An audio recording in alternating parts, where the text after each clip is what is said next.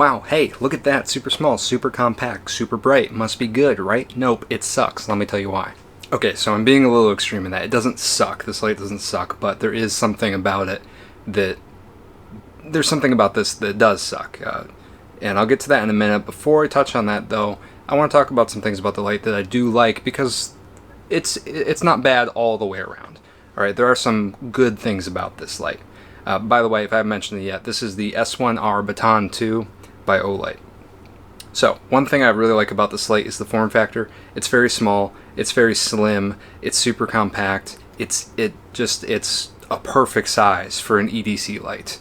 And I mean that genuinely. I think this is the perfect size for an EDC light. Love that about it. The body is, I believe, aluminum or some kind of light metal like that. It feels well constructed. It doesn't kind of have that, it doesn't have a heft to it, which is good in the sense it's lightweight, but sometimes, you know, like you kind of just, you like when something has a good heft to it, feels real solid. This doesn't have that. I'm not saying it's not built well. I think it is built very well, but just know that going into it, that it's very lightweight and it feels lightweight, despite the, you know, the metal body construction. I did go with the limited edition orange and black. I thought it was very Halloween looking. This is actually my first S1R Baton II from Olight. I know they're very popular in the EDC world. You see them everywhere. It seems every influencer out there is pushing them as products, so they got sponsors everywhere and stuff like that. And I think a lot of people really like these lights. So I was curious to see what all the hype was about, and I was really looking forward to getting this in my hands. But I was a little disappointed with it. So besides the form factor, which I really like, besides the coloration, which I really like, there's one other thing I really like, and that's the charging. So this is the charging cable they all come with, right? And it's got this kind of flat portion on the back there, which is magnetic, as well as the end cap of this is magnetic as well. So when you want to charge it, you just kind of leave, this part plugged in to any kind of USB wall charger, and then you take this end and you just like that, and it charges, and just pop it off and pop it back on again. I really like that. I think it's really cool, and it's very easy. It's very simple. You're not trying to thread the needle, putting a plug into a port or anything like that. Just, it's super easy to charge. I wish more lights had at least a similar system like this. I know Phoenix kind of has a similar thing going on with some of their lights. I haven't tried any of those yet. Maybe I will in the future, but I think it's a really good system. I really like that. Kind of going with that though, the tail cap of the flashlight here is magnetic, so you can see it will stick to metal things, which is very handy, obviously, if you're trying to go hands-free with something. And there just conveniently happens to be some metal nearby. But okay, let's talk about why I'm not happy with this light. All right, it all comes down to the user interface. It's a single button light, so there's your button right there.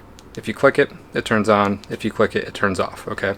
One other thing I want to note before we start talking about other things is I'm not sure if you could really see it too well, there is a little colored light there.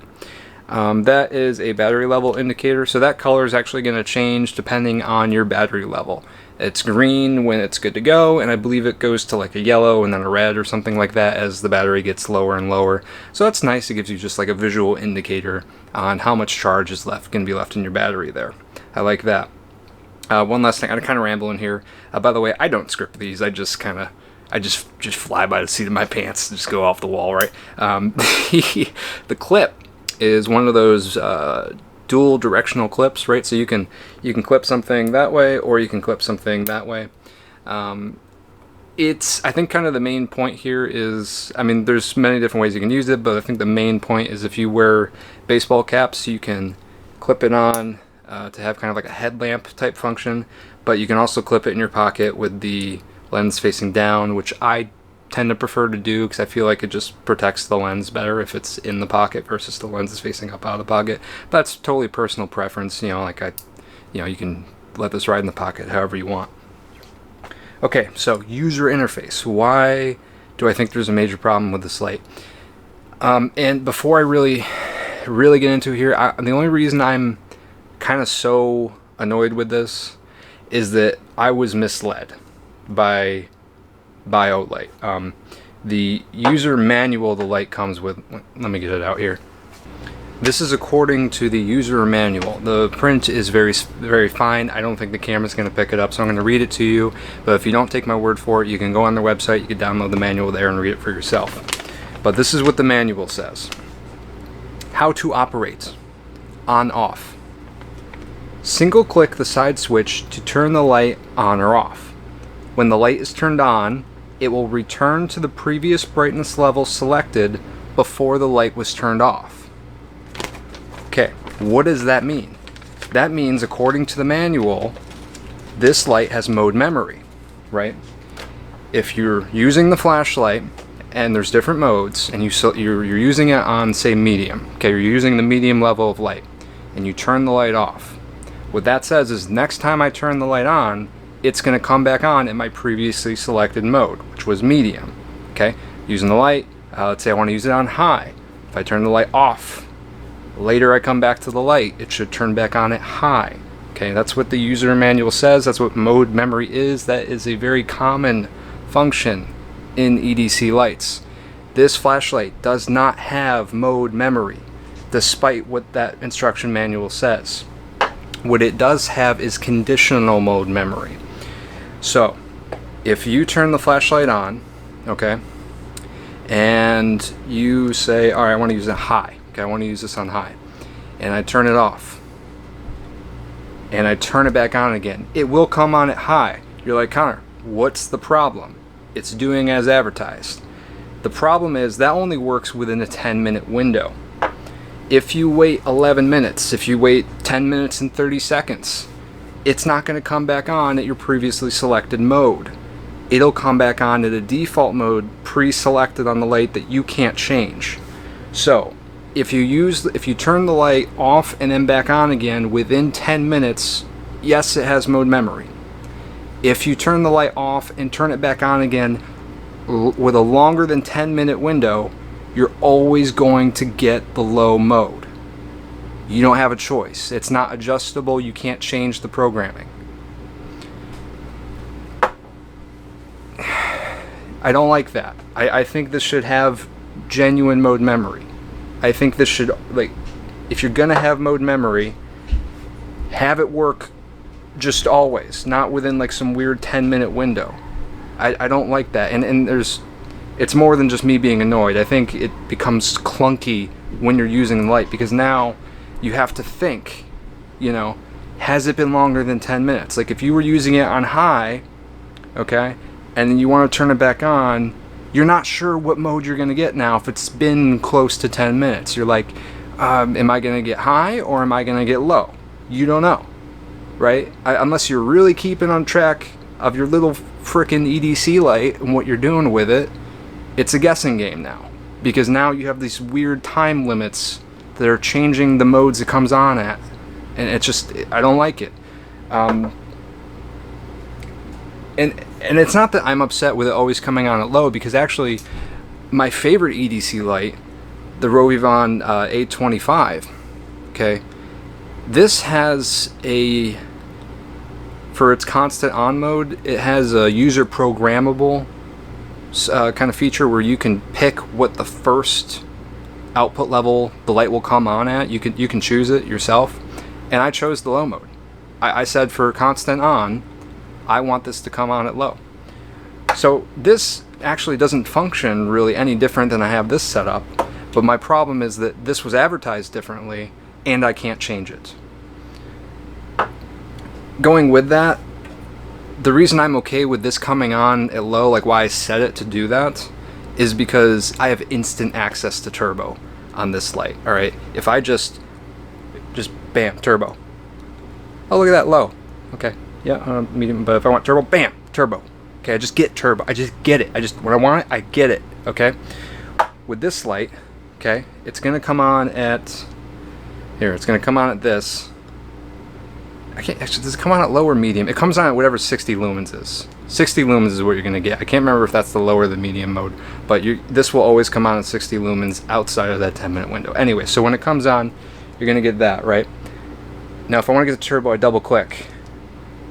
That seems to work just fine, but what about turbo from off, okay? How about turbo from off? So light is off. Now I'm going to double click. 1, 2. It takes a second. It takes a second, and it's not that I'm really putting myself in situations where I need like the 1,000 lumens like instantly, you know.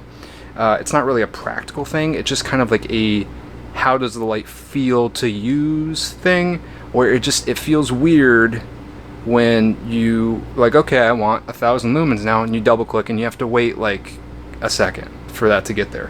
Whereas this, you can just be like, I want turbo now. I got turbo. I want. Yep. Okay. So it's weird to me that this has this like delay from off.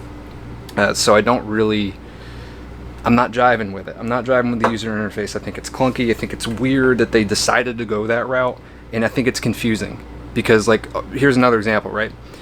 Double click from off. I get it to turbo. Okay. Wait, now I'm on. See, now like I don't even know what mode I was on though. Now I'm on low, right? Okay. Double click from off. Bam, turbo. Okay. Now I shut it off. Now if I turn the light back on again, it's going to come on at high, right? Because I just used turbo last, and I'm within a 10-minute window that I turn the light back on at, so I'm going to get high. So it's like you can't even get used to the idea of like if it always came on at low or medium or whatever the 60 lumens mode is, if it always did that, you could at least get used to that. You know, you could at least get used to the, oh, if I'm using it at high and I turn it off and turn it back on again, I'm going to get low. You could get used to that, but this doesn't work like that. This changes depending on the time at which you turn the light on. Okay? So if you're used to that, like let's say you usually use this light sporadically, and you use turbo once, okay? And you're used to it coming back on at that 60 lumen mode, you turn it back on within 10 minutes, all of a sudden you're getting high. You're getting like, what, it's like 500 lumens or something like that.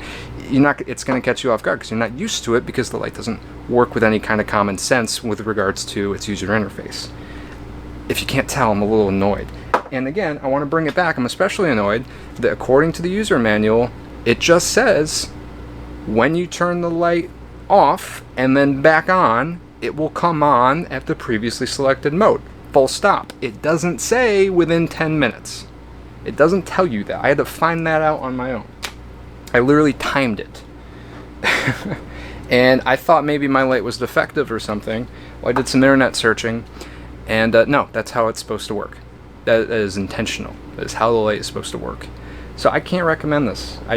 I want to recommend it. I think it's got some good features. I like the charging. I like the magnetic back. I think it looks really cool. But I just get this, like, because they're roughly the same. This is a little bigger, granted, it's a little bigger, but not that much bigger. And you just get a lot more with this. Or another light. You got another favorite flashlight? Go with that. I can't recommend this, especially at the price point. These things, full retail. Note about that, but full retail it's like $65. You know, after you add tax, you're talking $70. Okay. Now, generally, if you buy Olight products at full retail, you're doing it wrong. Okay. You really want to wait for a sale. Don't buy Olight products at full retail. They offer sales almost like every month, pretty much. You know, so if there's a light you're wanting from them, just wait until they're running a sale. So, sale price, you can get this thing for around $45. Talking about $50 after tax, okay? Around $50 after tax. This is around $50 if I remember correctly, just as is. Alright, this is a cheaper light, and it has more functionality to it, and a better user interface. A user interface that you can customize. You don't get that with this light. Yeah, that's. Yeah. It is what it is. It is what it is. I'm not thrilled with this light. I don't get the hype. I don't get why people like it. And the thing is, I gave it a chance. I tried to use it. I carried it for, a couple months even, on and off, not straight, but for a couple months, just here and there. I'd force myself to carry this light, and the idea was like maybe I'll just get used to it. Maybe I'm making a bigger deal of this than it really is. No. I never got used to the user interface on this flashlight. This thing consistently had me confused on what brightness level it's going to come on at. And if there's some, I can hear it in the comments already. It's not that hard. You just got to remember, like, blah, blah, blah, blah. Yeah, fuck you. Okay. If you, well, you know what? No, congratulations. If you can keep that well track of what you're doing with this thing to make sense of the user interface, more power to you. I'm glad it's working out for you. But for me, and I think like the general average person, no, not going to work out. While I'm trashing Olight, let me talk about some good things. One, it does come with this little bag that I like a lot. I think it's a cool bag. No, I'm just kidding. This was not my first light from Olight. I actually have a couple other ones from them that I really like. Gonna do reviews on those eventually. And those, spoiler, they're gonna be very positive. It's not, I don't think Olight's a bad brand. I think they make really good products. This could have been a really good product if the user interface was different.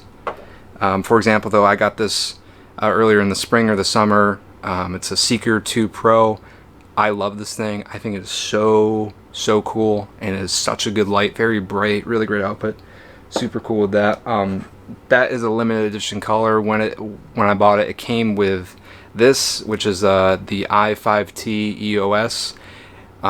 Again, I'm definitely going to do a review on this light because this is interesting for me, where this is not something I would buy. Like, if I'm just kind of looking at stuff, this does not have the features I look for in an EDC light. So when I got it, I was kind of like, meh, you know.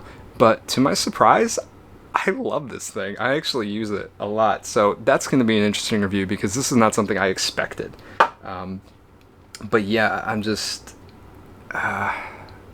SR1 Baton II, Olight, if you fix the user interface, I will love you, because this might topple the A25 for me. If this had a good user interface, it might edge this one out as my favorite EDC light. But because of the user interface on this, no way.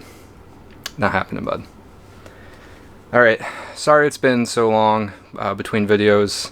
As you guys know, well, you may know, you may not know, I'm currently in the process of getting another degree right now, so I'm just very busy, very busy.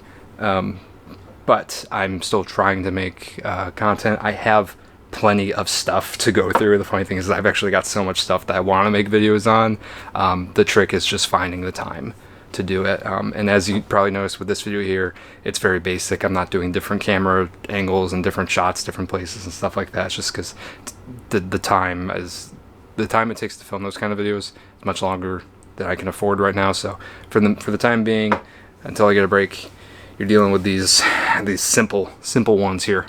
Okay, all right, Chief. So just gonna ask you to just, yeah.